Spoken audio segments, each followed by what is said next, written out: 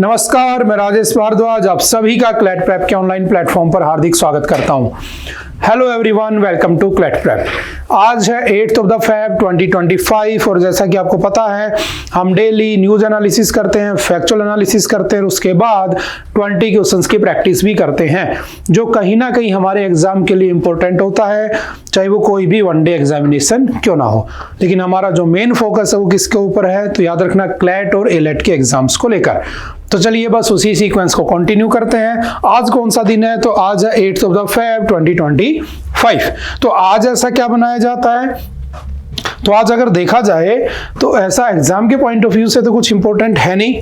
ठीक है, तो हम बढ़ जाते हैं नेक्स्ट क्वेश्चन की तरफ। ठीक है, वैसे 8 फेब को क्या बनाया जाता है, चलो आप बताना आज के दिन क्या बनाया जाता है। ठीक है, ये मैंने आज पहली बार आपको घर का क्वेश्चन दिया है कि 8 फरवरी को क्या बनाया जाता है। ठीक है, चलिए स्टार्ट करते हैं।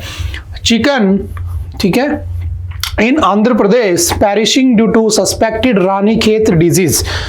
देखो एक ऐसे क्वेश्चन है, बहुत सारी डिजीज आती हैं, बीमारियां आती हैं। ठीक है, जैसे कल परसों हमने पढ़ा था, ठीक है, फ्रूट बैट्स की वजह से हो रहा था। ठीक है, तो आपसे एग्जाम में पूछ लेगा कि recently Ranikhet disease was seen in the news, कहां पर, तो आंध्र प्रदेश में थी। क्या ये बढ़ सकती है, बिल्कुल बढ़ सकती है। होता क्या है समझना, आप लोगों ने देखा होगा कि बहुत से लोग क्या करते हैं, जैसे फॉर एग्जांपल हमारा जो डीपीएसपी है ना, directive principle of state policy, ठीक है, डीपीएसपी, उस डीपीएसपी में लिखा हुआ है कि सरकार क्या करेगी, आर्टिकल 48 में लिखा है कि state will make provisions to promote, किसको प्रमोट करेगी स्टेट, तो याद रखना एक तो एग्रीकल्चर को प्रमोट करेगी, ठीक है, एग्रीकल्चर को प्रमोट करेगी, प्लस क्या करेगी उसके अंदर, उसके साथ आपके एनिमल हस्बेंड्री को प्रमोट करेगी।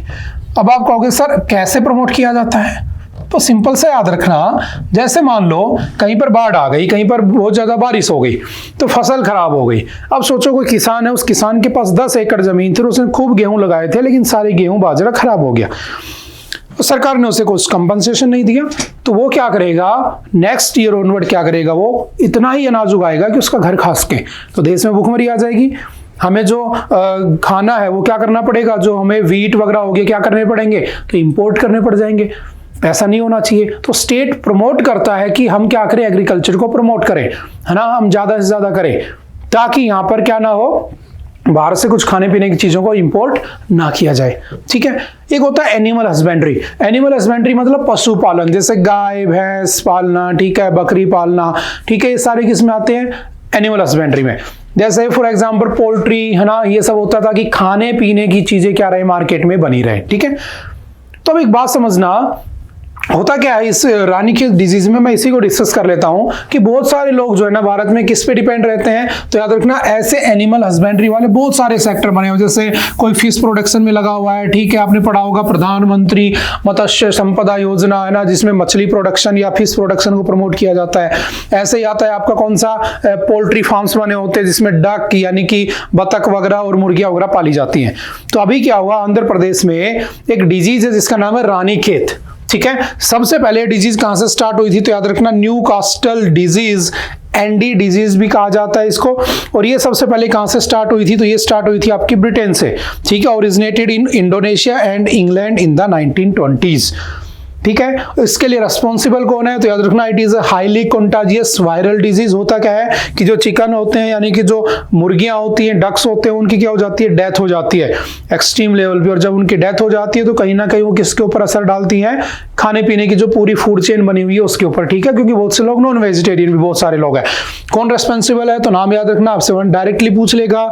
ठीक है, एलिट जैसे एग्जामों के लिए बहुत ही फेवरेट क्वेश्चन होते हैं ना, ऐसे रैंडमली उठा लेते हैं, जैसे एवियन एबोला वायरस, ठीक है, known as the Newcastle disease virus भी कहते हैं इसको। या दूसरा कौन सा है, avian paramyxo virus is the responsible. कहां पर होता है, तो कूल वेदर के अंदर ये ज्यादा होता है। ठीक है, ठंड वाले इलाकों में ये फैल जाता है। ठीक है, तो सिंपल सा वन लाइनर का क्वेश्चन है, याद रखना। नेक्स्ट आते हैं, growth push RBI cuts rate by 0.25%। देखो वैसे आज शनिवार है, शनिवार को द हिंदू और इनमें वैसे ही आर्टिकल बहुत कम होते हैं, लेकिन कुछ हैं जो हमारे काम के हैं, तो हमें उनको ध्यान से पढ़ना है। और इस आर्टिकल को जहां तक मुझे याद है लास्ट टाइम जब द हिंदू पढ़ा था हमने, तो मैं उसमें आपको कुछ समझा कर गया था, तो आई होप कि आपको याद होगा।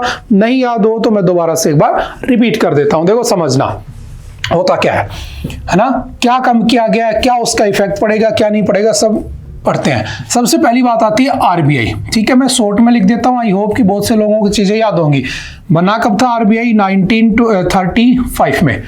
आरबीआई कौन से कमीशन की रिकमेंडेशन पे बना था? Young Hilton commission. क्योंकि मुझे तो एग्जाम के क्वेश्चन करने हैं पहले, तो मैं उन्हीं पॉइंटों को डिस्कस कर लेता हूं, फिर कहानी पढ़ लेंगे। यंग हिल्टन कमीशन की रिकमेंडेशन पे 1935 में बना था। कौन से एक्ट से बना था? तो 1934 के एक्ट से बना था, सिंपल। ठीक है, जो आरबीआई है, इस आरबीआई का हेडक्वार्टर कहां पे है? तो याद रखना 1935 से 37 तक इसका हेडक्वार्टर हुआ करता था कोलकाता। 1937 ऑनवर्ड इसका हेडक्वार्टर आज तक कहां पर है? तो याद रखना मुंबई, पहले इसको बॉम्बे कहते थे। आपसे पूछेगा कि आरबीआई का फर्स्ट गवर्नर कौन था? तो आरबीआई का फर्स्ट गवर्नर कौन था? याद रखना सर ऑसबॉर्न स्मिथ। ठीक है, आपसे पूछेगा फर्स्ट इंडियन गवर्नर कौन था? पहला भारतीय गवर्नर कौन था इसका? तो याद रखना फर्स्ट इंडियन गवर्नर कौन था? तो सिंपल याद रखना सीडी देशमुख। ठीक है, और जो सीडी देशमुख थे आपके, वो कब से कब तक रहे थे? 1943 से 1949 तक वो क्या रहे थे? हमारे गवर्नर रहे थे। ठीक है, मुझे कमेंट करके बताना आज के दिन कौन है। हालांकि हम बहुत बार पढ़ चुके हैं, आपको याद भी होगा। ठीक है, करता क्या है? तो आरबीआई, अच्छा पहले किसने बनाया था? ब्रिटिशर्स ने। ठीक है, तो ये पहले क्या था? एक प्राइवेट रेगुलेटिंग बॉडी थी, है ना, प्राइवेट रेगुलेटिंग बॉडी थी, बैंकों को रेगुलेट करने के लिए बनाई गई थी। क्योंकि जो बैंक थे वो भाग जाते थे ताला लगाकर, तो रेस्पॉन्सिबल कौन होता था? अंग्रेजी सरकार। तो उन्होंने सोचा कि यार इन बैंकों को रेगुलेट करने के लिए क्या करना चाहिए? कुछ एक्ट बनाना चाहिए, कुछ बॉडी बनानी चाहिए। देन 1935 में आरबीआई बनाया गया। तो जो आरबीआई बनाया हमने नहीं था, तो हम क्या करेंगे? नेशनलाइजेशन करेंगे, जैसे हमने रेलवेज का किया था। बात समझ में आ रही है? तो हमने क्या किया? इस आरबीआई का नेशनलाइजेशन कर लिया। तो आपसे पूछेगा कि नेशनलाइजेशन कब हुआ था? तो सिंपल याद रखना 1949 में। इन 1949 आरबीआई वाज नेशनलाइज्ड। ठीक है, बात समझ में आ रही है? ये होता है आपका RBI reserve bank of India, जो कि आज के दिन सेंट्रल बैंक ऑफ इंडिया है। जब ये बना था उस समय इसको क्या कहा गया था? तो उस समय इसका नाम क्या था? तो ये प्राइवेट रेगुलेटिंग बॉडी थी। अब ये करता क्या है? ये बैंकों को रेगुलेट करता है। अब बैंकों को रेगुलेट करेगा तो मार्केट में क्या होगा? तो मार्केट में इन्फ्लेशन और डिफ्लेशन के ऊपर इफेक्ट पड़ेगा। तो एक बात समझना कि एक होता है इन्फ्लेशन, ठीक है, एक होता है डिफ्लेशन। ठीक है, इन्फ्लेशन का मतलब है कि मार्केट में क्या आ गई है? महंगाई। डिफ्लेशन का मतलब है मंदी आ गई है। और इस इन्फ्लेशन और डिफ्लेशन का एक फॉर्मूला डिसाइडेड है 4 + -2, यानी कि 4 + 2 6 और 4 - 2 2। 2 से कम नहीं होना चाहिए, 6 से ज्यादा नहीं होना चाहिए। 6 से ज्यादा है तो मतलब मार्केट में इन्फ्लेशन है, और अगर 2 से कम है तो यानी कि मार्केट में डिफ्लेशन है। और 4 के आसपास है तो मतलब एवरेज है। बात समझ में आ रही है? अब क्या हुआ कि इसको मेंटेन करने के लिए ये फॉर्मूला किसने बनाया? तो ये फॉर्मूला बनाया आपकी मॉनेटरी पॉलिसी कमेटी ने, एमपीसी। अब कहोगे सर एमपीसी क्या होती है? तो मॉनेटरी पॉलिसी कमेटी होती है जिसमें टोटल मेंबर होते हैं 6। 3 मेंबर होते हैं, याद रखना, रिजर्व बैंक ऑफ इंडिया की तरफ से। ठीक है, और 3 मेंबर होते हैं फ्रॉम इंडियन गवर्नमेंट, भारत सरकार की तरफ से होते हैं। ठीक है, और ये करते क्या है? तो देखो, एक तरफ बैंक है, एक तरफ सरकार है। तो जब पहले इन्फ्लेशन डिफ्लेशन होता था ना, तो सरकार कहती थी कि बैंक तुम रिस्पॉन्सिबल हो, यू आर रिस्पॉन्सिबल। तुमने क्या किया? Repo rate, reverse repo rate, या तुमने इंटरेस्ट ज्यादा बढ़ा दिए, ये दिक्कत हो रही है। बैंक कहता था नहीं तुम ज्यादा रिस्पॉन्सिबल हो, क्योंकि तुम बजट के अंदर क्या कर दे रहे हो? टैक्स बढ़ा दे रहे हो, इनकम टैक्स बढ़ा दे रहे हो, ये बढ़ा दे रहे हो, डायरेक्ट टैक्स बढ़ा दे रहे हो, इनडायरेक्ट टैक्स बढ़ा दे रहे हो। तो दोनों ने डिसाइड किया कि काम करते हैं, मिलकर क्या करते हैं? एक नई पॉलिसी बनाते हैं ताकि मार्केट में इन्फ्लेशन डिफ्लेशन को कंट्रोल किया जा सके। तो दोनों एक साथ बैठते हैं, कौन कौन? आरबीआई, ठीक है, और उसके साथ में गवर्नमेंट, और दोनों ने बैठकर मॉनेटरी पॉलिसी कमेटी की फॉर्मेशन की। और मॉनेटरी पॉलिसी कमेटी कब बनी थी? 2016 में। इसमें टोटल कितने मेंबर रखे गए? 6 मेंबर रखे गए, 3-3 ये होते हैं। इसका हेड कौन होता है? तो याद रखना 1+2 कौन होंगे? गवर्नर प्लस 2 अदर गवर्नर होते हैं, डिप्टी गवर्नर्स होते हैं। तो ये जो गवर्नर होता है वो इसको चेयर करता है और ये डिसाइड करते हैं कि कितना मार्केट में इन्फ्लेशन डिफ्लेशन की रेट को कैसे रखा जाए। और ये जो डिसाइड करते हैं उन चीजों को क्या कहा जाता है? तो एक होता है रेपो रेट, एक होता है रिवर्स रेपो रेट, ठीक है। उसी में एक हम पढ़ लेते हैं SLR और उसी में हम पढ़ लेते हैं CRR, कैश रिजर्व रेशियो। बात समझ में आ रही है? तो न्यूज क्या है कि पिछले 12 बार से ना 12 टाइम से, याद रखना, मॉनेटरी पॉलिसी की जो कमेटी है इसके मेंबर्स की मीटिंग कंपलसरी है कि साल में 4 टाइम्स एटलीस्ट होगी, 4 टाइम्स पर ईयर कंपलसरी है। हालांकि 6 बार होती है, तो 2-2 महीने में होती है मीटिंग जिसमें ये चीज डिसाइड होती है। और अभी क्या हुआ, पहले 6.50% था, अभी इसको 0.25% घटा दिया और ये 6.25% आ गया। और इसका इफेक्ट इतना पड़ेगा कि हमारे यहां पर मार्केट में 1 लाख करोड़ रुपए जो है ना मार्केट में, वो लोगों की जेब में बचेगा, जो कहीं ना कहीं हमारी इकोनॉमी को पुश करेगा। बात समझ में आ रही है? जैसे आपका अगर मान लो 20 लाख रुपए का लोन चल रहा था, तो अब जब आपकी रेपो रेट 0.25% कम हो गई है ना, तो कहीं ना कहीं आपके 20 लाख रुपए के लोन पे आपके साल भर में जो आप जितनी EMI देते थे उसमें लगभग आप 1500, 1600, 2000 रुपए के आसपास बचा लोगे। बात समझ में आ रही है? तो ऐसे लगभग पूरे मार्केट में, पूरे इंडिया में 1 लाख करोड़ रुपए तक की क्या होगी? बचत होगी, जिससे कहीं और चीजों पर खर्च होगा और मार्केट में इकोनॉमी बूस्ट करेगी। बात समझ में आ रही है? देखो, मैंने आपसे कहा था अगर तुम्हारी जेब में पैसा है और बहुत ज्यादा पैसा है तो मार्केट में इन्फ्लेशन आ जाएगा, और अगर बहुत कम पैसा है तो मार्केट में डिफ्लेशन आ जाएगा। और ये अलग अलग सेक्टर्स में होता है ना, इंडस्ट्रीज में अलग से मिलेगा, फूड इन्फ्लेशन अलग ही लेवल पे चलता है ना। मैं उनकी बातें नहीं कर रहा हूं, मैं एक जनरल डेफिनेशन समझाने की कोशिश कर रहा हूं। बात समझ में आ रही है? अब कहोगे सर RR, RRR, SLR ये क्या होते हैं? तो सिंपल समझना, वह क्या है। और याद रखना, मई 2020 के बाद से अब ये पहली बार होम लोन्स, कार लोन सस्ते हुए हैं। तो अगर आप लेने का सोच रहे थे 2 महीने पहले और अभी तक नहीं लिया है, तो आप ये सब चीजें कर सकते हो, क्योंकि थोड़ी बहुत बचत आपको देखने को मिल जाएगी। अब होता क्या है CRR? देखो, मैंने कहा ये SBI है ना, स्टेट बैंक ऑफ इंडिया। और याद रखना SBI कब बना था? 1955 में इसका नेशनलाइजेशन हुआ था। पहले इसका नाम 1921 में क्या हुआ करता था? इंपीरियल बैंक ऑफ इंडिया, ठीक है, इंपीरियल बैंक ऑफ इंडिया हुआ करता था। और ये 3 बैंकों से मिलकर बना था। एक था बैंक ऑफ बंगाल, एक था बैंक ऑफ बॉम्बे और एक था बैंक ऑफ मद्रास। इन 3 बैंकों को मिलाकर क्या बनाया गया? 1921 में इंपीरियल बैंक ऑफ इंडिया, और उसके बाद 1955 में अंग्रेजों के जाने के बाद इसको क्या बना दिया? स्टेट बैंक ऑफ इंडिया, ठीक है। ये जस्ट इससे रिलेटेड एक एडिशनल इंफॉर्मेशन थी। अब मैंने कहा इस SBI और ये है RBI है ना, रिजर्व बैंक ऑफ इंडिया, जो किसी देश का सेंट्रल बैंक होता है। अब मान लो इस SBI के पास पैसे नहीं है, तो कहां से उधार लेगा? तो ये लोन जरूर देता है, जैसे पर्सनल लोन देता है, होम लोन देता है, कार लोन देता है, ठीक है। लेकिन ये तुमसे थोड़ी ना कहेगा कि यार एक काम करो, आपकी EMI 20,000 रुपए कटती है, इस बार हमारे पास पैसा नहीं है, तो एक काम करो 25,000 EMI दे दो। ऐसा थोड़ी ना करेगा। तो पैसा नहीं है तो कहां जाएगा? RBI के पास। तो RBI जब इसको पैसा देगा, जिस रेट पर RBI किसी कमर्शियल बैंक को पैसा देता है, उस इंटरेस्ट रेट को क्या कहा जाता है? तो उसे कहते हैं रेपो रेट। क्या कहते हैं? Repo rate, RR। और मान लो कभी RBI के पास पैसा नहीं है तो ये फिर बैंकों से ले लेगा। तो जब कोई कमर्शियल बैंक RBI को, रिजर्व बैंक ऑफ इंडिया को लोन देता है, तो जिस इंटरेस्ट रेट पर लोन देता है वो क्या होता है? रिवर्स रेपो रेट, ठीक है। और याद रखना, रिवर्स रेपो रेट जो है ना, वो हमेशा कम होगी किससे? रेपो रेट से। क्यों? यार रेपो रेट हमेशा ग्रेटर देन होगी रिवर्स रेपो रेट से, क्योंकि इसके पास कमाने के 1000 सोर्सेज हैं।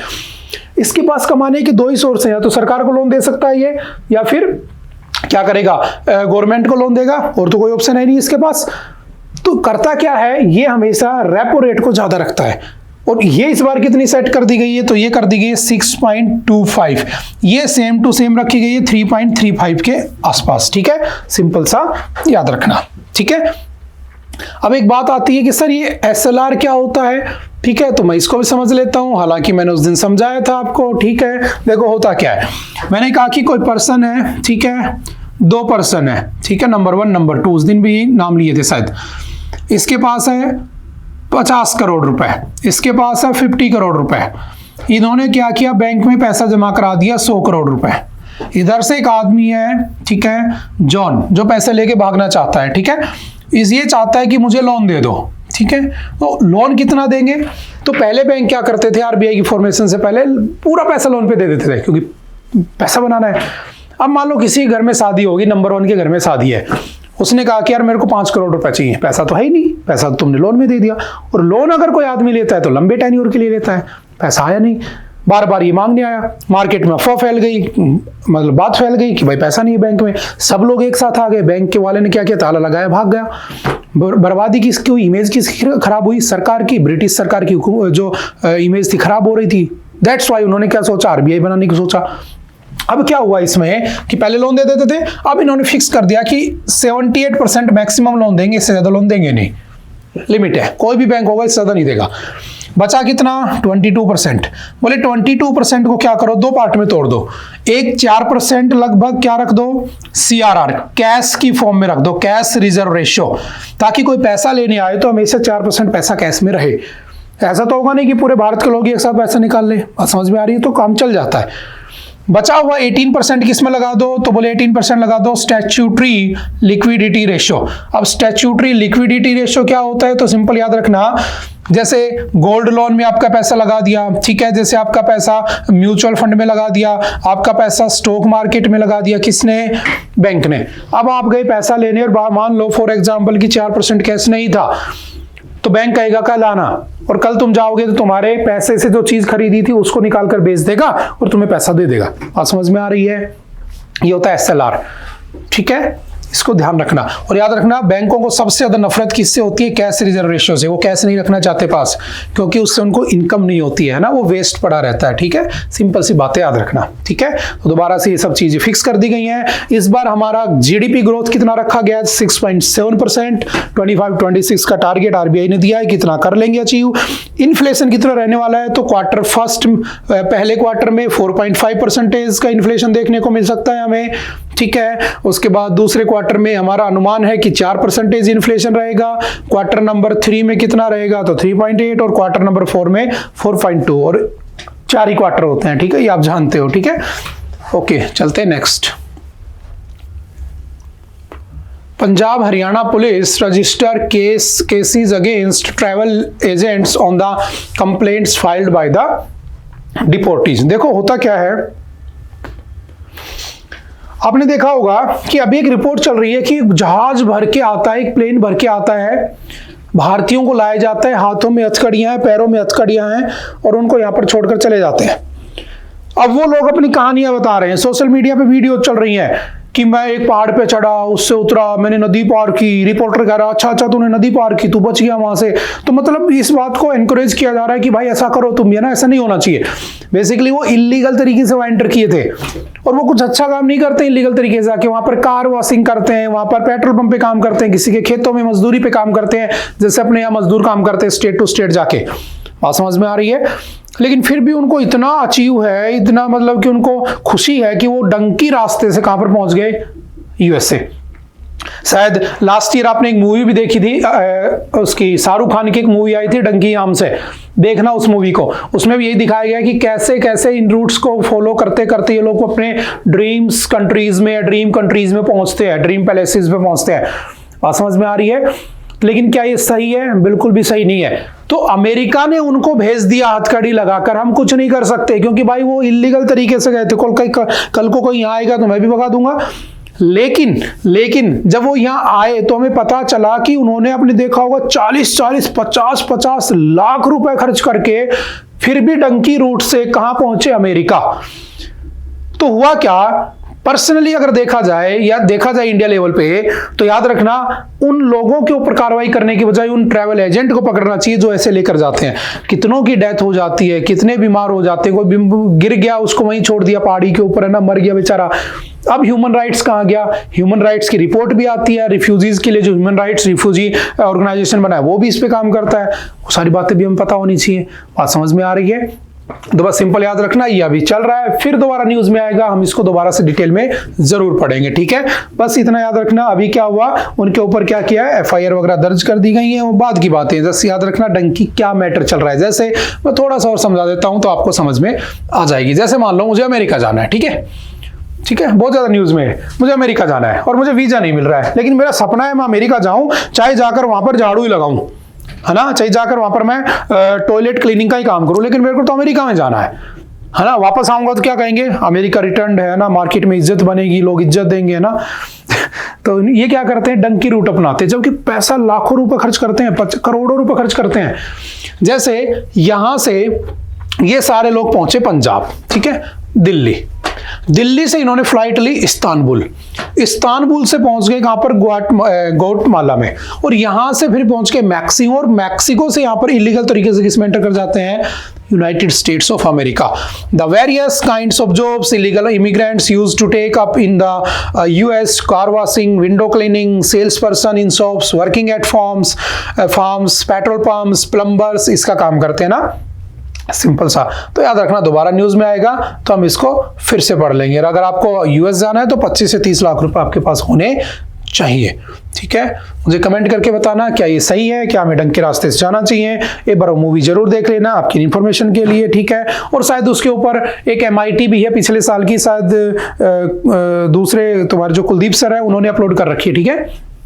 तो एक बार देख लेना, वहां से भी आपको कुछ डाटा कलेक्ट हो जाएगा, क्योंकि ये मैटर दोबारा न्यूज में आ गया है, ठीक है। तो एक बार उस वीडियो को सर्च करके देख लेना। मैं बबलू जी से बोलकर उसका जो क्या बोलते हैं लिंक है वो डलवा दूंगा वीडियो में, ठीक है। वो वीडियो जरूर देख लेना, ठीक है।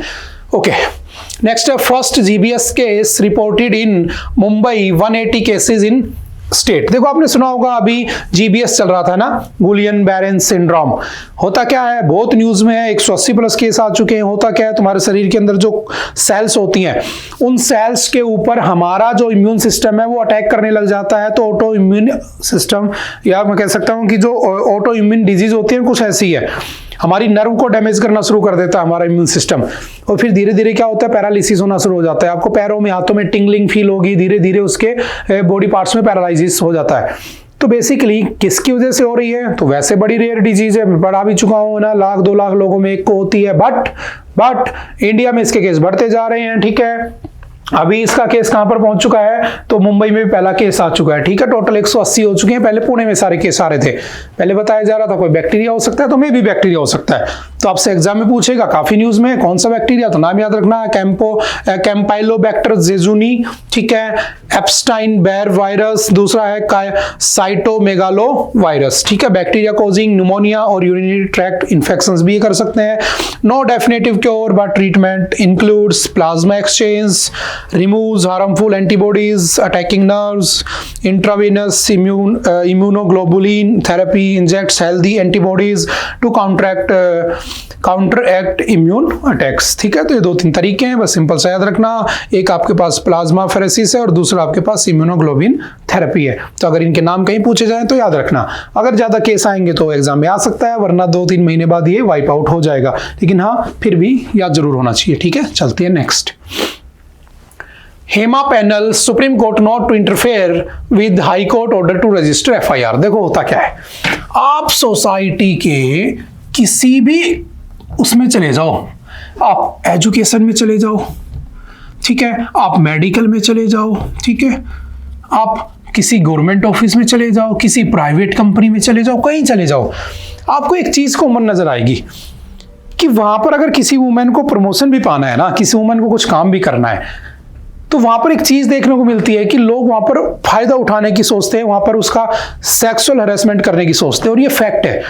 आप कितनी बॉलीवुड हस्तियों को जानते होंगे जो मी टू करके मूवमेंट चलाया था कि हाँ मेरे साथ भी हुआ था, मेरे साथ भी हुआ था, है ना, डायरेक्टर ने ये कहा, प्रोड्यूसर ने ये कहा, इतनी न्यूज आती है।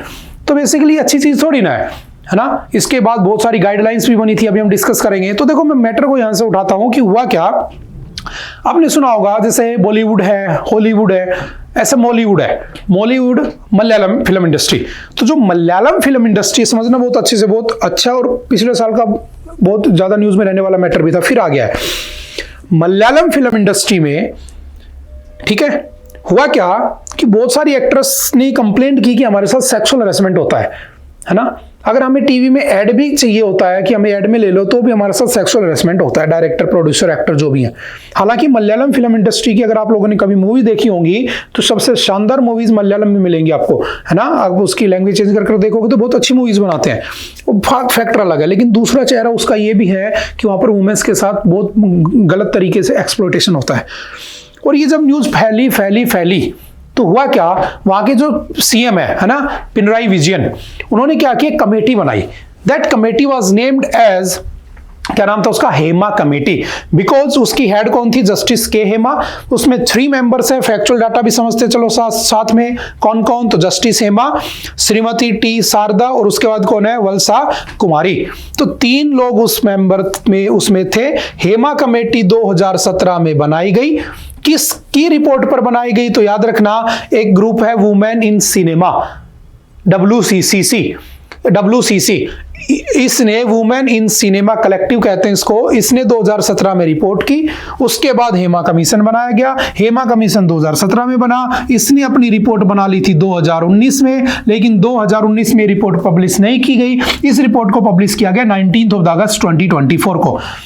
और ये रिपोर्ट क्यों नहीं पब्लिश की गई उसके बारे में पूछा गया, तो कहा गया कि इतनी गंदी रिपोर्ट थी, इतने गंदे डाटा थे कि पब्लिक के सामने अगर रख देते ना तो तुम्हारे पैरों के नीचे से जमीन निकल जाती, ऐसे डाटा निकल के आए थे। कोई ऐसा एक्टर नहीं था, मेल एक्टर नहीं था उस इंडस्ट्री में, कोई ऐसा मेल प्रोड्यूसर नहीं था, कोई डायरेक्टर नहीं था जिसने किसी वुमेन के साथ सेक्सुअल हैरेसमेंट ना किया हो। अब सोचो, इतनी भयंकर रिपोर्ट थी कि सीएम ने, सरकार ने पता है क्या किया, मलयालम बोर्ड को ही बर्खास्त कर दिया। तो अगर आपसे पूछे कौन से बोर्ड को, कौन से इंडस्ट्री, मूवी जो आपके फिल्म इंडस्ट्री है, फिल्म बोर्ड, उसको कंप्लीटली बैन ही कर दिया गया, तो कौन सा था, मलयालम बोर्ड। उसको खत्म ही कर दिया गया कि आज से काम ही नहीं करेगा।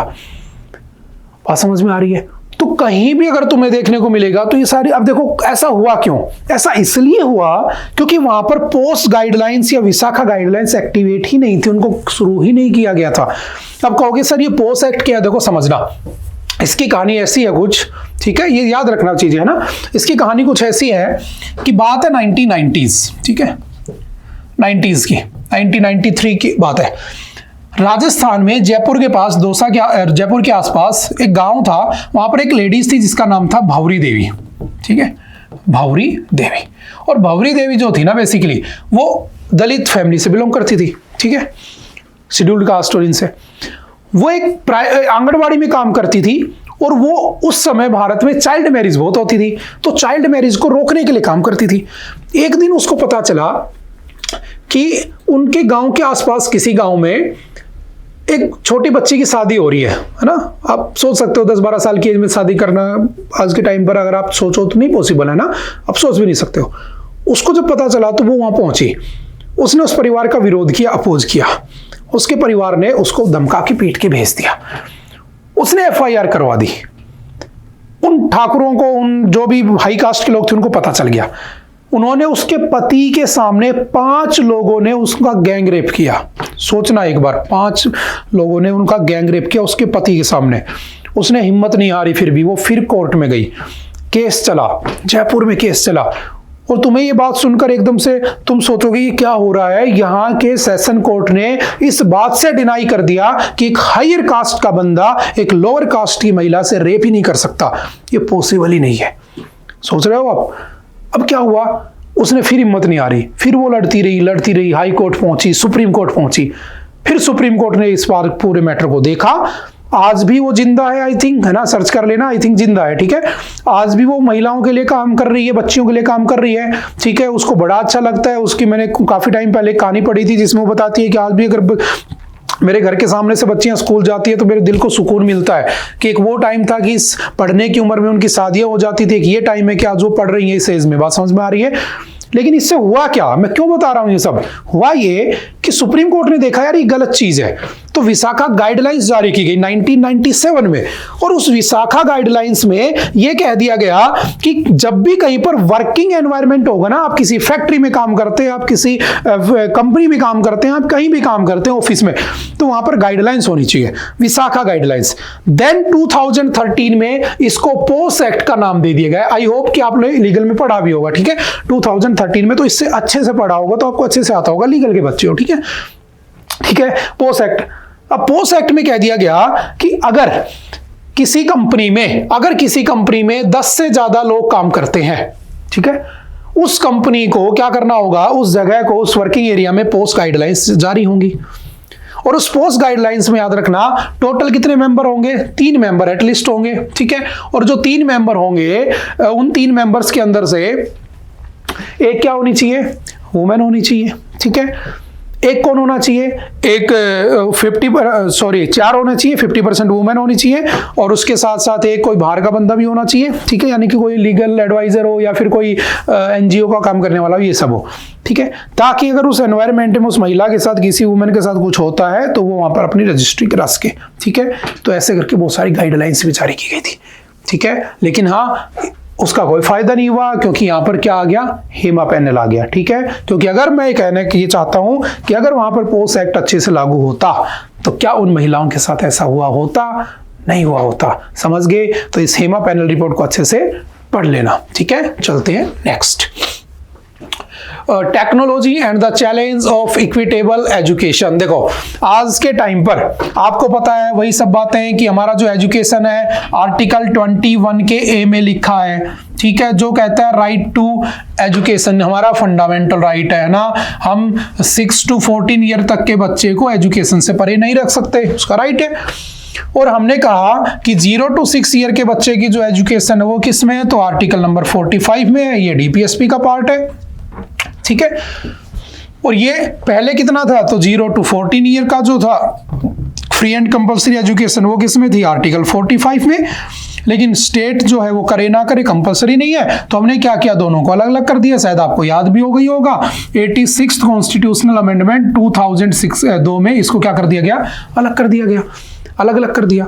अब बात ये निकल के आती है कि एजुकेशन दे रहे हो नहीं दे रहे हो बाद की बातें हैं। जैसे आपने पढ़ा होगा कि एक ग्रुप है प्रथम एनजीओ ना, एक एनजीओ है प्रथम एनजीओ, बहुत न्यूज में रहता है, आज भी आया था न्यूज में, इंडियन एक्सप्रेस में भी ये न्यूज कवर की गई है। प्रथम एनजीओ 2005 में बना था और ये दिल्ली बेस्ड एनजीओ, याद रखना। और ये स्कूलों में जा जाके डाटा कलेक्ट नहीं करता, ये घर घर जाकर डाटा कलेक्ट करता है, तो इसकी रिपोर्ट ज्यादा अच्छी आती है। Annual status of education report ASR ये पब्लिश करता है, एएससीआर, ठीक है। इसने बताया कि एजुकेशन को अगर तुम्हें बहुत ज्यादा बढ़ाना है ना, तो तुम्हें क्या करना चाहिए, टेक्नोलॉजी से उसको कनेक्ट कर दो। जैसे देखो अगर डाटा देखा जाए कि स्मार्टफोन जो है ना रूरल एरियाज में कितना है, तो पिछले 4 साल पहले 2020 में 36% लोगों के पास रूरल एरिया में स्मार्टफोन था। आज 84% रूरल एरियाज में लोगों के पास स्मार्टफोन है। अगर मैं बच्चों की बात करूं तो जो बच्चा 14 to 16 ईयर के बीच का है उसके पास लगभग 31% बच्चे ऐसे हैं जिनके पास आज स्मार्टफोन है। लेकिन एक फैक्टर और भी है, हमारे यहां पर 40% मदर्स ऐसी हैं, माताएं ऐसी हैं जो 5वीं क्लास से भी कम पढ़ी लिखी हैं। तो जब वो इतनी कम पढ़ी लिखी हैं तो वो उस बच्चे को उस स्मार्टफोन का यूज करना उतने बेहतर तरीके से नहीं बता पाएगी जितना पढ़ी लिखी बता पाएगी। क्योंकि वो क्या करेंगी, स्मार्टफोन मिल गया, रील देख रहे हैं, आपने देखा होगा रील बना रहे, रील देख रहे, ये चल रहा है। कोई ऐसी तुमने देखा होगा तुम्हारे घर में या तुम्हारे आसपास किसी ने का, बहुत कम ऐसी माताएं होंगी, बहुत कम ऐसी मदर्स होंगी जो बच्चे को स्मार्टफोन का सही यूज करना सिखा रही होंगी, वरना पूरी फैमिली एक साथ रील ही देखती रहती है, रील पर ही नाचते रहते हैं। बेसिकली देखा होगा ना, दुनिया भर की चीजें चलती हैं। तो ये आर्टिकल ये कह रहा है कि भाई तुम टेक्नोलॉजी को एजुकेशन से सही से कनेक्ट नहीं कर पा रहे हो, है ना। सरकार को चाहिए कि वो ढंग से कनेक्ट करे उस चीज को, कि जिसके पास स्मार्टफोन है वो उसका यूज इन सब चीजों में ना करके उस बच्चे को पढ़ाने में क्यों ना करे, ताकि वो जो सरकार का एजेंडा है कि मैं 0 से 6 साल के बच्चे को वहां पढ़ाऊंगा, 6 से 14 को वहां पढ़ाऊंगा, फंडामेंटल राइट है, पेरेंट्स की ड्यूटी है 51 के में, तो इन सबको तुम स्मार्टफोन से क्यों नहीं जोड़ देते? तो बच्चा क्या होगा? स्मार्ट होगा। बच्चा स्मार्ट होगा किस सेंस में? नाचने में नहीं, पढ़ने में। तो देश भी स्मार्ट होगा। समझ गए? आई थिंक आप इसकी थीम समझ चुके होंगे मैं क्या कहना चाहता हूं। ठीक है, एक बार इसको पढ़ जरूर लेना, बहुत अच्छा आर्टिकल है। और लिखा भी किसने? माधव चवन ने, जो कि इसके क्या है? को फाउंडर है। ठीक है, ओके। चलो मुझे बताना, इस प्रथम एनजीओ को इंदिरा गांधी पीस अवार्ड मिला हुआ है। ठीक है, इंदिरा गांधी पीस अवार्ड मिला हुआ है। मुझे ये बताना कौन से ईयर में, इन विच ईयर प्रथम NGO was awarded with Indira Gandhi peace award. ठीक है, क्वेश्चन मार्क। बताना कौन कौन बताता है। ठीक है, ओके। आईसीसी इंटरनल कमेटी बनी होगी 4 मेंबर्स, ये उस वाली न्यूज का गलती से यहाँ आ गया। ठीक है, थोड़ा सा याद रखना। ठीक है, उसमें 50% वुमेन होनी चाहिए, मैंने बताया था। 4 होते हैं मेंबर्स, एक सीनियर वुमेन होगी, एक्सटर्नल मेंबर होगा। ठीक है, 3 साल के लिए वो बनता है, पोस्ट एक्ट वाला पेस। ठीक है, चलते हैं नेक्स्ट, कंफ्यूज नहीं होना है। India's voice must resonate in global AI conversation. लिखा किसने है? शशि थरूर ने। इस आदमी को तुम बहुत अच्छे से जानते होगे ना। देखो होता क्या है, हमें देखो, मैं फिर से एक बार रिपीट कर देता हूं। सबसे पहले कौन लेकर आया था एआई, आर्टिफिशियल इंटेलिजेंस? तो याद रखना 1956। कौन लेकर आया था? John McCarthy. ठीक है, and John McCarthy is considered as the father of AI. क्या कहते हैं हम इनको? फादर ऑफ एआई कहा जाता है। फिर आया कौन? Sam Altman. ठीक है, सैम ऑल्टमैन ने क्या किया? 2022 में कंपनी बनाई ओपन एआई। ठीक है, और उसने क्या किया? इसका एक एडवांस वर्जन ले आया, चैट जीपीटी। जीपीटी का मतलब होता है जनरेटिव प्री ट्रेन्ड ट्रांसफॉर्मर, एक ऐसा ट्रांसफॉर्मर जो पहले से ट्रेंड है और तुम उससे चैट कर सकते हो। लेकिन उसमें बस ये था, इनपुट आउटपुट टेक्स्ट की फॉर्म में था, तो इतना मिसयूज होता नहीं था। अब क्या हुआ? इसी का चैट जीपीटी आ चुका है 4, जिसमें आउटपुट इनपुट वॉइस और ये सब आ जाती है ना। कोई कहीं नाच रहा है, कोई कहीं किसी की वॉइस में कुछ कह रहा है, तो ये सब देखते रहते हो सोशल मीडिया पे। उसके बाद धीरे धीरे दुनिया भर में बहुत सी चीजें आ गई। जैसे फेसबुक है, फेसबुक का नाम आज क्या हो गया? मेटा हो गया है। ये अपना खुद का ललामे 3 लेकर आ गया। ठीक है, ललामे 3। ठीक है, जेमिनाई आपने देखा होगा गूगल का, है ना। ऐसे बहुत सारे बन गए। चाइना ने अपना खुद का बना दिया, कौन सा? डीप सीक आपने देखा होगा, है ना। डीप सीक किसका है? चाइना का है। अब इंडिया को टाइम आ चुका है कि अपना खुद का क्या कर लेना चाहिए? इस एआई को अडॉप्ट कर लेना चाहिए बहुत अच्छे लेवल पर। वरना हमारे भारत में याद रखना 10% यूजर हैं चैट जीपीटी के। दूसरे नंबर पे दुनिया में सबसे ज्यादा यूजर भारत में है चैट जीपीटी के, है ना। अगर भारत ने खुद का नहीं किया तो ये मार्केट अपने हाथ से चला जाएगा। बात समझ में आ रही है ना।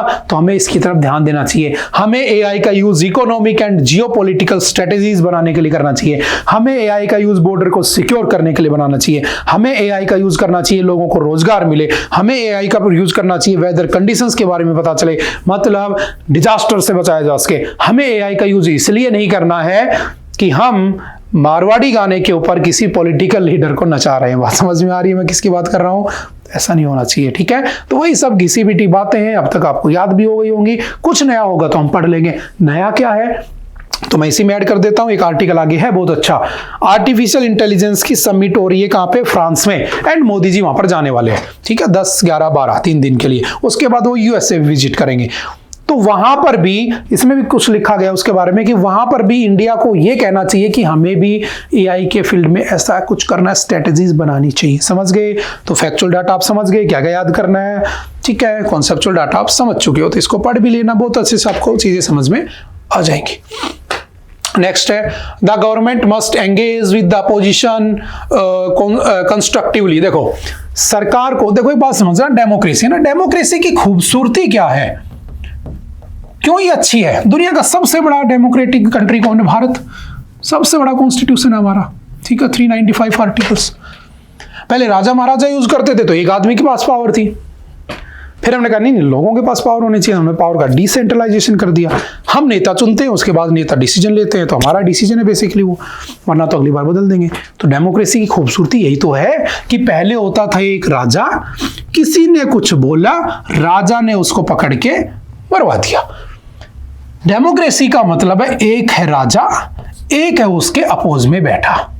यानी कि एक है लीडर ऑफ पार्टी, ठीक है, जो लीड कर रही है, यानी कि जैसे मैंने कह दिया भारत की बात हो रही है तो मोदी जी, ठीक है, और एक है leader of opposition Rahul Gandhi. तो इस आर्टिकल में यह लिखा गया है कि भाई सरकार को अपोजिशन के साथ मिलके डेवलपमेंट की बातें करनी चाहिए। अपोजिशन का तो काम ही है इसका अपोज करना, वो नहीं करेगा तो कौन करेगा? अगर तुम बच्चे ही इस बात को ना कहो कि हमें सर का समझ में नहीं आ रहा, कुछ पढ़ाया है, सर के साथ हमारा कुछ इश्यू है, तो बताओ बताएगा कौन फिर? बात समझ में आ रही है? तो पार्लियामेंट में अगर कोई बैठा है और वो कह रहा है कि हम ये करेंगे, तो उसका अपोज करने के लिए तो अपोजिशन का लीडर बना है। और जो अपोजिशन का लीडर की तुम सुन नहीं रहे हो, उसके बारे में कहते हो कि मैं कल एक वीडियो देख रहा था ना, कि उसमें कहा जा रहा था कि अगर उस समय उनकी सरकार होती तो इतना टैक्स होता था, इनकी होती तो इतना होता था। वो बातें गई आई। हमें देश के आगे की बात करनी चाहिए, हमें कंस्ट्रक्टिवली सोचना चाहिए, ना कि डिस्ट्रक्टिवली। हमें डिस्ट्रक्ट नहीं करना, बनाना है देश को भाई। तो बस वही चीजें इसमें डिस्कस की गई। अब जब इसको पढ़ोगे तो आपको बात समझ में आएगी। वो कहता रहता है उसने ये किया था, ये कहते रहते हैं उसने ये किया था, वो आरएसएस को गालियां देते हैं, वो उनको गालियां देते हैं, बस यही चल रहा है। और देश में क्या हो रहा है देखो, पहले लोग देखते थे कपिल शर्मा शो, आजकल देखते हैं लोकसभा, राज्यसभा, है ना, मजे आते हैं। लेकिन ये मजे हमारे अंदर से निकल रहे, तो लोगों को समझना चाहिए, लोगों को एजुकेट करना चाहिए। पहली बात अपने आप को। बात समझ में आ रही है? वो बात की बात है, हम उसमें ज़्यादा डिस्कस नहीं करेंगे, ठीक है, ज़्यादा हो जाएगा, ठीक है, ओके। जैसे इनह्यूमन डिपोर्टेशन है, उस पर बात होनी चाहिए कि भाई कैसे भेज दिया उसने, कुछ करेंगे हम भी, इस पर कोई बात नहीं कर रहा, ठीक है। स्टैम्पेड हो गया, महाकुंभ में कितने लोग मारे गए कोई बता ही नहीं रहा है। डाटा रखो, डिस्कस करो, बहस करो, अगली बार जब महाकुंभ होगा तो ऐसी चीज ना हो, है ना। ये सब तो हो नहीं रहा है और हम लोग बस मजे से देख रहे हैं, क्योंकि मैं उसको सपोर्ट करता हूं, मैं उसको करता हूं, ठीक है। जैसे फॉरेन पॉलिसी क्या होनी चाहिए हमारी, कोई बात नहीं कर रहा है। एआई पे क्या करेंगे, कोई बात नहीं कर रहा है, ठीक है। लेजिस्लेटिव अकाउंटेबिलिटी पे कोई बात नहीं कर रहा है, ठीक है। तो जस्ट पढ़ लेना, अच्छा आर्टिकल है। नेक्स्ट है hundreds of the olive ridley sea turtle. हुआ क्या समझना, ये सी टर्टल होता है जिसका नाम है ओलिव, ग्रीन ओलिव भी कहते हैं। Olive ridley turtles, which are found in the warmer waters such as the southern Atlantic, Pacific, Indian Oceans, ठीक है, hold themselves up onto India's eastern shore every year by the tens of thousands and lay eggs in an event known as the Eribada। आपसे पूछेगा what do you mean by Eribada? तो याद रखना Eribada वो process होती है जिसमें जो ओलिव टर्टल्स हैं वो हमारे इंडिया के ईस्टर्न कोस्ट पर आ जाते हैं, उड़ीसा और वेस्ट बंगाल के कोस्ट पर, और वहां पर आकर लगभग 10,000 20,000 के आसपास लाख अंडे दे देते हैं। और उसके बाद उनमें से बच्चे निकलते हैं, उसके बाद वो बच्चे क्या होते हैं उनके साथ लेकर फिर कहीं निकल जाते हैं, फिर आ जाते हैं। तो ये ट्रैवल करते रहते हैं बेसिकली, या कोस्टल लाइन पर पाए जाते हैं, ऐसे याद कर सकते हो, ठीक है। While Odisha is a mass nesting site for olive ridley turtles in India, thousands of these small wild animals also come sporadically to nest between December and April along the Tamil Nadu coastline, a lifeline for millions who depend on fishing for their livelihood। ठीक है, अब होता क्या है कि अभी क्या हुआ, जनवरी के अंदर से लेकर अब तक चेन्नई और चेंगलपट्टू डिस्ट्रिक्ट जो है उनके अंदर बहुत सारे ओलिव जो राइडली टर्टल्स हैं वो डेड पाए गए हैं। तो ये न्यूज में आ गया और कुछ नहीं है बस। तो आप याद रखना कहाँ पाए जाते हैं, अटलांटिक में, पैसिफिक में, इंडियन ओशियन में, भारत में कहाँ पर, तो उड़ीसा कोस्ट के ऊपर, ठीक है। किस में हेल्प करते हैं, तो हमारी जो हमारा मैरीन लाइफ है उसमें बड़ी हेल्प करते हैं। जो छोटे मोटे जो कीड़े होते हैं, झींगे होते हैं, इनको खा लेते हैं ये, ठीक है। उसके बाद वहाँ पर ऑक्सीजन जनरेशन करना, ये बहुत सारी प्रोसेस के अंदर भी ये हेल्प करते हैं, ठीक है। सिंपल सा याद रखना। जैसे the biodiverse and eco sensitive gulf of Mannar, जानते हो ना, जैसे मैंने कहा where is gulf of Mannar, देखो अगर आपने ये सुना होगा तो आपके दिमाग में एक इमेज आ जानी चाहिए, अच्छा वहां ये प्रोसेस हो रही है। ये है इंडिया, ठीक है, ये है आपका श्रीलंका, ठीक है। जितना इमेजिन करने की कोशिश करोगे उतना अच्छा रहेगा। ये है कौन सा, Adams bridge, Ram Setu.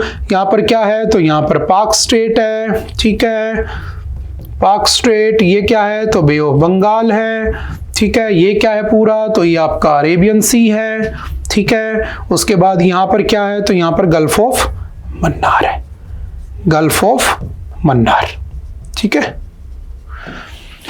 Located off district of Thoothukudi and Ramanathapuram in the south, is an essential feeding site for these turtles. The creatures then migrate to Odisha, West Bengal and beyond। यहाँ से निकल जाते हैं, यहाँ पर क्या करते हैं ये, और यहाँ से फिर इधर पहुंच जाते हैं सी उसके साथ साथ। Olive ridleys are the smallest of the 7 sea turtle species. They weigh up to 45 kg and reach only about 2 feet in cell length.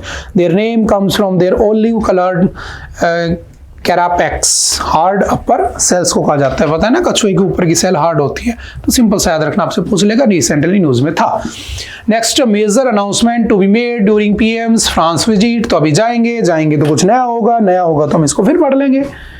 बस याद रखना, मोदी जी 2 दिन की विजिट पर जा रहे हैं, कहाँ पे 2-3 दिन की विजिट पर जा रहे हैं, कहाँ पे, फ्रांस। वहां से वो अमेरिका भी जाएंगे। India and France are set to make major announcement in the areas of defence, ठीक है, small modular reactors and aircraft maintenance, repair and overhaul, and also adopt a France India road map on artificial intelligence during prime minister Narendra Modi's 3-day visit to France early next week. 26 Rafale fighter jets की भी deal हो सकती है, तो simple सा याद रखना, ठीक है, होगा तो हम फिर पढ़ लेंगे इसको। Mister Modi will arrive in Paris on the evening of the Feb 10। ये सब इसी से निकली हुई बातें हैं। वहाँ का प्रेसिडेंट कौन है, तो इमैनुअल मैक्रोन, जो लास्ट ईयर हमारे यहाँ पर चीफ गेस्ट भी आए थे। In addition to the Rafale fighter deal, the deal for the 3 additional scorpion class diesel electric submarines is also in the advance stage and is likely to be concluded in the next couple of months. Together the deals are worth around $10 to $11 billion की investment होने वाली है। और यहाँ से आपको defence याद आ गया होगा, क्योंकि उसके अंदर भी हम पढ़ते हैं। तो चलो मैं आपको एक क्वेश्चन दे देता हूँ, how many nuclear powered submarines India have, और क्या क्या उनके नाम है, प्लीज नेम देम। मैं बता देता हूँ, 4 हैं, कौन कौन से मुझे बताना, ठीक है, ये आपका घर का काम है, ठीक है। चलते हैं next. 9 submarines, 65 ships taking part in the TROPEX exercise। Simple याद रखना, TROPEX एक्सरसाइज किस किस की है, तो इंडियन नेवीज बाइएनियल है ना, बेसिकली है क्या समझना, होता क्या है, ट्रोपेक्स एक्सरसाइज है ना, इसका नाम क्या है, तो नाम याद रखना, theatre level operational exercise is underway in the Indian Ocean region in which the combined fleet comprising approximately 65 Indian Navy ships, 9 submarines and over 80 aircraft are being put through complex maritime operational scenarios to validate and refine the Navy's concept of operations. This is conducted biennially, यानी कि साल में 2 बार होता है, ठीक है, with participation by all operational units of the Navy along with participation of Army, Air Force and Coast Guard। तो एक बात समझ गए होंगे, ये तीनों को मिलकर बनाया जाता है, यानी कि नेवी भी है इसमें, आर्मी भी है, एयरफोर्स भी है, किसी दूसरी कंट्री के साथ मिलकर हम इसको नहीं बनाते हैं, ठीक है। सिंपल से याद रखना, आपसे पूछेगा रिसेंटली कौन सी हो रही है, तो ट्रोपेक्स एक्सरसाइज हो रही है, ठीक है, कहाँ पर, इंडियन ओशियन के अंदर, सिंपल याद रखना।